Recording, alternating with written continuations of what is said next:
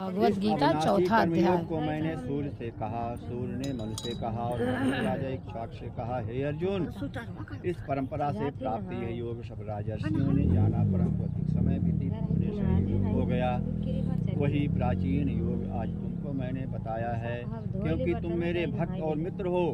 यह योग रहस्य अति उत्तम है। अर्जुन कहने लगे, आपका जन्म तो अभी हुआ है और सूर्य का जन्म बहुत पहले से हुआ था। मैं कैसे मानूं कि आपने सूर्य को ही योग बताया है। श्री कृष्ण बोले, हे अर्जुन, मेरे और तुम्हारे अनेक जन्म हो गए चुके हैं, मुझे याद है और तुम भूल गए हो।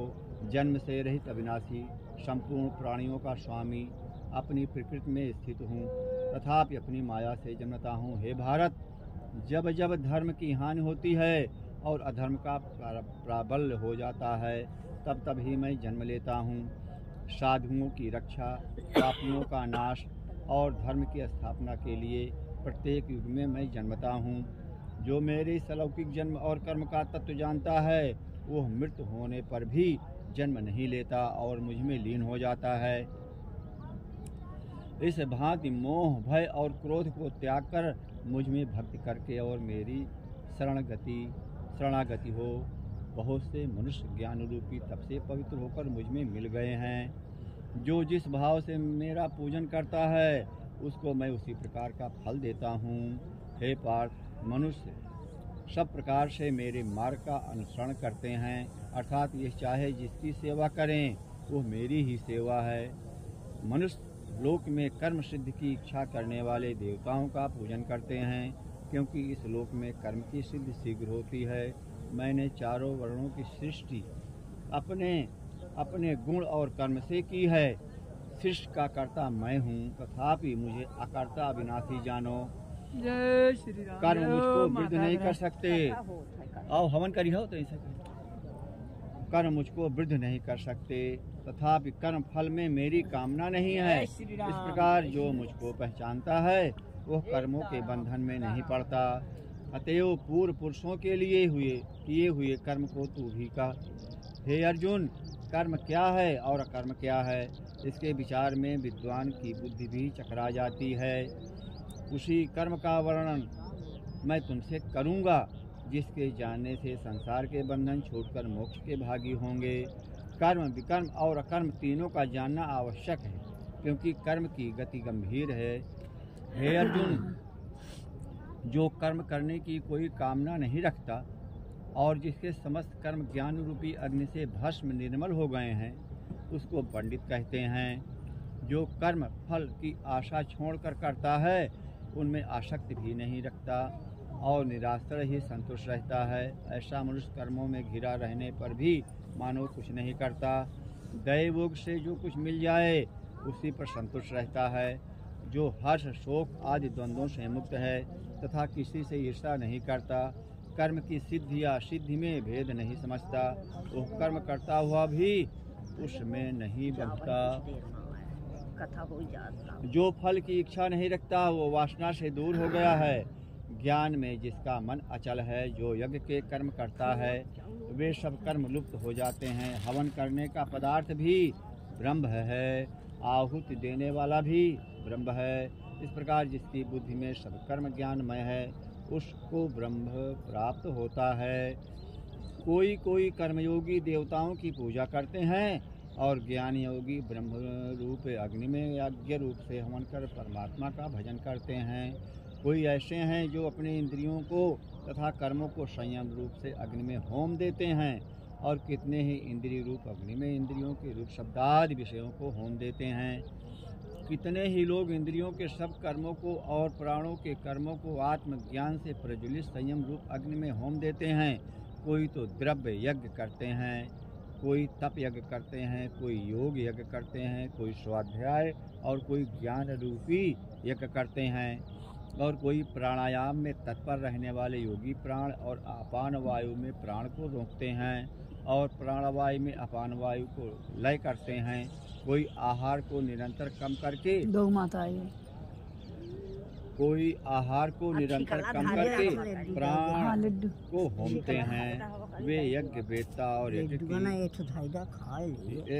यज्ञ ही लड्डू केला यज्ञ ही से इनके सब पाप नाश हो जाते हैं। केला नीच की दिखे नहीं ना खाए हुआ गाय आए। जो यज्ञ में बचे हुए अमृत रूप अन्न को खाते हैं वे सनातन ब्रह्म को प्राप्त होते हैं। हे अर्जुन, जो यज्ञ नहीं करते उनको यह लोक और परलोक दोनों ही नहीं है। इस प्रकार से बहुत से यज्ञ वेद और विस्तार सहित वर्णित हैं। इन सबको बोलो नहीं बीच में। इन सबको कर्म से उत्पन्न हुए जानो हे परंतप, द्रव्यमय यज्ञ से ज्ञान यज्ञ उत्तम है। हे पार्थ, फल सहित सब कर्म ज्ञान में समाप्त हो जाते हैं। सो उस ज्ञान यज्ञ का तत्वदर्शी और ज्ञानी लोग तुमको उपदेश करेंगे। इसीलिए तुम उनकी सेवा करना और उनको विनयपूर्वक प्रसन्न करके ज्ञान यज्ञ जानना। इस ज्ञान का लाभ प्राप्त करके तुमको ऐसा मोह फिर नहीं होगा। इसी ज्ञान से समस्त प्राणियों के तुम अपने और मुझ में देखोगे। यदि सब प्राणियों से भी अधिक पाप करने वाले हो तो भी ज्ञान रूपी नौका से ही सब पाप रूपी समुद्र को पार कर जाओगे। हे अर्जुन, जिस प्रकार प्रज्वलित अग्नि लकड़ी को जलाकर भस्म कर देती है, वैसे ही ज्ञान रूपी अग्नि सब कर्मों को भस्म कर डालती है। इस लोक में ज्ञान के समान पवित्र और कुछ नहीं है। यह ब्रह्म बहुत काल पर्यंत कर्म योग से सिद्ध हुए पुरुषों को अपने आप ही प्राप्त होता है। जो श्रद्धावान पुरुष इंद्रियों को जीत कर ब्रह्मज्ञान में लगा रहता है वो ज्ञान को प्राप्त करता है और ज्ञान को पाकर अल्प समय में शांति को पा जाता है। अज्ञानी, श्रद्धा रहित और जिनके मन में संदेह है, ऐसे जो पुरुष हैं वो नष्ट हो जाते हैं। जिनके मन में संदेह रहता है उनको ये लोक परलोक और सुख कुछ भी प्राप्त नहीं होता। जिसने परमेश्वराधन और निष्काम कर्मयोग के आश्रय से कर्म बंधन त्याग दिए हैं, हे अर्जुन, उस आत्मज्ञानी पुरुष को कर्म नहीं बांधते। अतएव अज्ञान से उत्पन्न हुए चित्त के इस संशय को ज्ञान रूपी तलवार से काटकर मेरे बताए हुए कर्मयोग को करने के लिए प्रस्तुत हो जाओ। इति श्रीमद्भगवत गीता ब्रह्म विद्या योग शास्त्रे श्री कृष्ण संवादे आत्म संयम योगो नाम चतुर्थोऽध्यायः समाप्तः। चतुर्थोऽध्याय का चौथा अध्याय ना गीता का। भगवान बोले, हे लक्ष्मी, चौथा जी के रोज पाठ पढ़ना करते हैं गीता जी, उनके स्पर्श मात्र से अधम देह छूटकर मुक्ति को प्राप्त होते हैं। लक्ष्मी जी ने पूछा, हे महाराज, श्री गीता जी के पाठ करने वाले को छू कर कोई भी जीव मुक्त हुआ है? तब श्री भगवान ने कहा, हे लक्ष्मी, तुमको मुक्त हुए की एक पुरातन कथा सुनाता हूँ। भागीरथी गंगा जी के तट पर एक काशीपुरी नगर है। वहाँ एक वैष्णव श्री गीता जी के चौथे अध्याय का पाठ किया करता था। एक दिन वो साधु वन में गया। वहाँ बेरियों के 2 वृक्ष थे, उनकी बड़ी छाया थी। वह साधु वहाँ बैठ गया और बैठते ही उसको निद्रा आ गई। एक बेरी से उसके पांव लगे और दूसरी के साथ सिर लग गया। वो दोनों बेरियां आपस में कांपकर पृथ्वी पर गिर पड़ी। पत्ते उनके सूख गए। परमेश्वर की इच्छा से वो दोनों बेरियां ब्राह्मण के घर 2 पुत्रियां हुई। हे लक्ष्मी, बड़े उग्र पुण्यों के करने से मनुष्य देह मिलती है। फिर ब्राह्मण के घर जन्म लेकर उन दोनों लड़कियों ने तपस्या करनी आरंभ कर दी। जब वह दोनों बड़ी हुई तब उनके माता पिता ने कहा कि हे पुत्रियों, हम तुम्हारा विवाह करते हैं। तब उन दोनों ने माता पिता से कहा वह विवाह नहीं करेंगी। उनको अपने पिछले जन्म की खबर थी। वह जाति में सुंदर जन्मी थी। उन्होंने कहा, एक हमारे मन में कामना है, परमेश्वर वह पूर्ण करे तब वो बहुत भली बात होगी। उनके मन में यही था कि वह साधु जिसके स्पर्श करने से हमारी अधम देह छूट गई थी, अधम देह छूटकर यह देह मिली है, वह मिले तब बहुत भला होगा। इतना विचार कर दोनों लड़कियों ने माता पिता से तीर्थ यात्रा करने की आज्ञा मांगी। तब माता पिता ने तीर्थ यात्रा की आज्ञा दे दी। तब उन दोनों कन्याओं ने माता पिता की चरण वंदना करके गमन किया। तीर्थयात्री तीर्थ यात्रा करती करती वे बनारस पहुंची।